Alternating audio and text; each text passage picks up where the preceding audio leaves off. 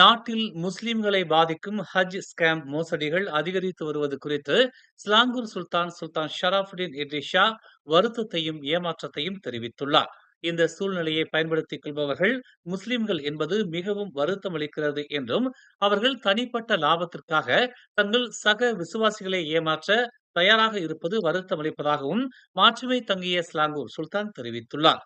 இது சம்பந்தமாக முஸ்லிம்களை பயன்படுத்தி ஏமாற்றும் எந்த ஒரு தனி நபர் அல்லது பயண நிறுவனம் மீதும் கடுமையான நடவடிக்கை எடுக்கப்படும் என்றும் அவர் உத்தரவிட்டார். மேலும் செய்திகளை தெரிந்து கொள்ள தமிழ் மலர் நாளிதழை பாருங்கள். உடனுக்குடன் செய்திகளை தெரிந்து கொள்ள தமிழ் மலர் இணையதளம், தமிழ் மலர் செயலி மற்றும் மலர் டிவி யூடியூப் சேனலை வலம் வாருங்கள். எங்களோடு இணைந்திருக்க மலர் டிவியை பதிவு செய்து கொள்ளுங்கள். உறவுகள் மகிழ்ந்திட விருப்பம் மற்றும் பகிர்வு சேவையை சொடுக்கிடுங்கள்.